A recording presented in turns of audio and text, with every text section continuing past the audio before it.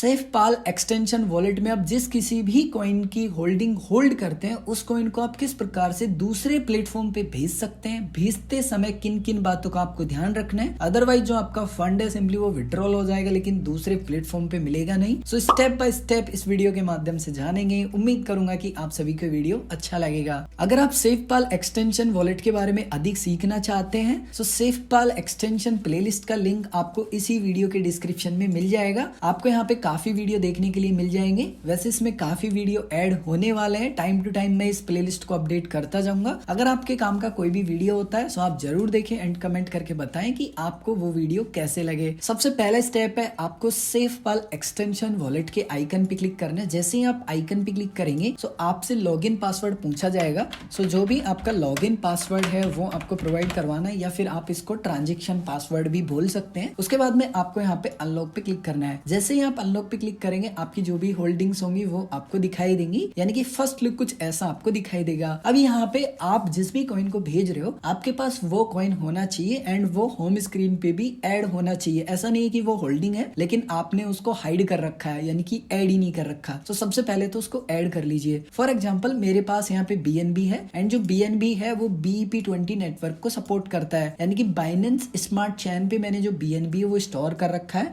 मैंने यहाँ पे जो ERC20 यानी कि इथेरियम के नेटवर्क पे स्टोर नहीं कर रखा। अब यहाँ पे कहने का मतलब क्लियर सा ये हो गया कि मैं जिस भी प्लेटफॉर्म पे BNB भेजूंगा वो प्लेटफॉर्म BEP20 नेटवर्क को सपोर्ट करना चाहिए। जैसे फॉर एग्जांपल मैंने डेमो के लिए बाइनेंस एक्सचेंज को यहाँ पे ओपन कर लिया एंड मैं अपने जो स्पॉट वॉलेट है उसमें आ चुका हूँ। यहाँ पे ये रहा BNB। डिपॉजिट पे मैं क्लिक करूंगा। डिपॉजिट पे क्लिक करने के बाद में यहाँ पे मेरा कॉइन सेलेक्ट हो चुका है BNB। यहाँ पे डिपॉजिट टू नेटवर्क, यानी कि जो मैं BNB है वो कौन से नेटवर्क को यूज करके डिपॉजिट करना चाहता हूँ। सो यहाँ पे नेटवर्क सेलेक्ट करना होगा। सो यहाँ पे मैं सेलेक्ट नेटवर्क पे क्लिक करता हूँ। मुझे यहाँ पे 3 नेटवर्क दिखाई दे रहे हैं। सो यहाँ पे आप देखेंगे BEP20 वाला जो नेटवर्क है वो मुझे प्रोवाइड करवा सकता है बाइनेंस एक्सचेंज। अगर मैं चाहूँ तो इसको यूज करके भी डिपॉजिट कर सकता हूँ, या फिर जो ERC20 यानी कि इथेरियम का जो नेटवर्क है अगर वो भी मैं यूज करना चाहूँ तो उसको भी मैं यूज कर सकता हूँ। अब मैंने जो होल्ड कर रखा है BNB वो कौन से नेटवर्क पे कर रखा है, BEP20 नेटवर्क पे। सो मुझे क्या करना होगा, जो BNB कॉइन है उसका जो एड्रेस लेके आना होगा ना वो भी BEP20 नेटवर्क वाला लेके आना होगा। सो फॉर एग्जांपल मैं यहाँ पे क्लिक कर लेता हूँ। क्लिक करने के बाद में ये जो एड्रेस मुझे मिल रहा है ना इस पे मुझे डिपॉजिट करना होगा BNB। लेकिन मैं यहाँ पे पढ़ लूंगा कि मिनिमम पहले जो डिपॉजिट रिक्वायरमेंट है वो कितनी है।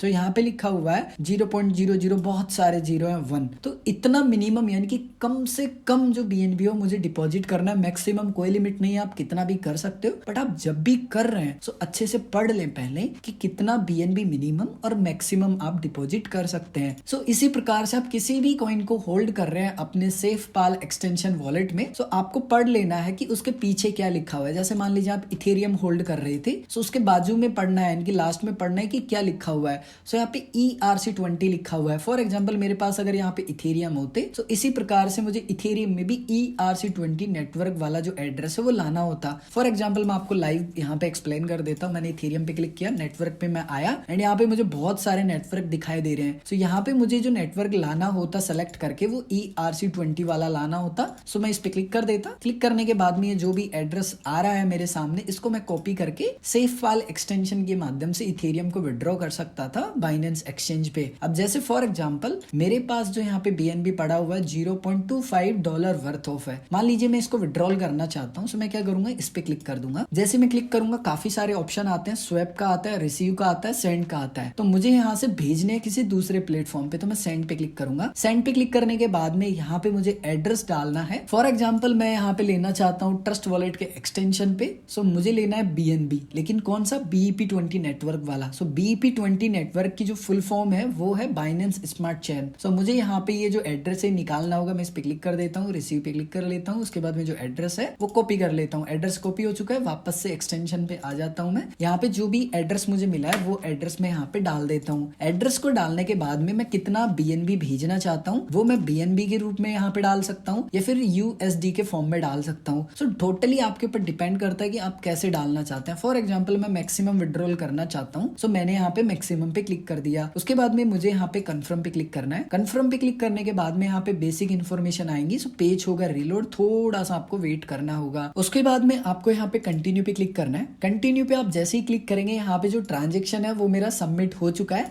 एंड यहाँ पे आप देखेंगे अभी सेंड हो रहा है। यहाँ पे आप देखेंगे ये गोल गोल गोल गोल सा यहाँ पे चल रहा है। तो जैसे ये गोल गोल सा यहाँ से हट जाएगा एंड यहाँ पे जो टिक मार्क है इस प्रकार से कुछ आ जाएगा। अब का आप समझ सकते हैं तीर टाइप, यानी कि जो मेरा ट्रांजेक्शन है वो कंप्लीट हो चुका है। तो जैसे कि आप यहाँ पे देखेंगे सेंड मेरा सक्सेसफुली हो चुका है। यहाँ पे मैं क्लिक करूंगा, सो यहाँ पे सक्सेसफुली हो चुका है। कितना यहाँ पे मेरा गैस फीस लगा हुआ है, टाइम क्या था, उसके बाद में सेंड किया, रिसीव किया, वो यहाँ पे टाइप दिखा रहा है, कहाँ से गया है, कहाँ पे गया है। अगर आप ये ट्रांजेक्शन हिस्ट्री देखना चाहते हैं सो यहाँ पे ट्रांजेक्शन आईडी पे आप क्लिक करेंगे लास्ट में। सो यहाँ पे आपको जो BSC स्कैन है उस पर भेज दिया जाएगा। यहाँ पे पूरी आपको इन्फॉर्मेशन मिल जाएंगी, कितने वैल्यू का ट्रांजेक्शन था, कितना फीस कटा है, कहाँ से गया है, कहाँ पे गया है। सो कुछ ये आसान से स्टेप फॉलो करके आप सेफपाल वॉलेट के माध्यम से जो भी कॉइन को आप होल्ड करते हैं उसको किसी भी एक्सचेंज पे भेज सकते हैं। सिर्फ आपको मेक श्योर करना है कि जो भी कॉइन आप भेज रहे हैं उस कॉइन का नाम क्या है, जो भी आप नेटवर्क सेलेक्ट करके भेज रहे हैं सेफपाल एक्सटेंशन वॉलेट से, वो नेटवर्क सेम टू सेम आपको एक्सचेंज पे वेरीफाई करना है कि हाँ ये वही नेटवर्क है जिससे मैं भेज रहा हूँ। अगर आपको फंड ट्रांसफर करते समय कुछ एरर आते हैं तो आप कमेंट करके पूछ सकते हैं। मैं उम्मीद करता हूँ कि आप सभी को वीडियो अच्छा लगा होगा, और अगर आप सभी को वीडियो अच्छा लगा है और अगर आपने अभी तक इस वीडियो को लाइक नहीं किया तो इस वीडियो को लाइक कर दीजिए, क्योंकि आपके एक लाइक से काफी ज्यादा मोटिवेशन मुझे मिलता है। और अगर आपने अभी तक इस चैनल को सब्सक्राइब नहीं किया है तो सब्सक्राइब बटन पे क्लिक करके सब्सक्राइब कर लीजिए एंड बाजू में बेल आइकन पे क्लिक करके नोटिफिकेशन ऑन कर लीजिए, ताकि जो भी मैं वीडियो डालूं उसकी सबसे पहले आपको नोटिफिकेशन मिल जाए। मैं मिलता हूँ आप सभी को एक और ऐसे ही नए इंटरेस्टिंग वीडियो में।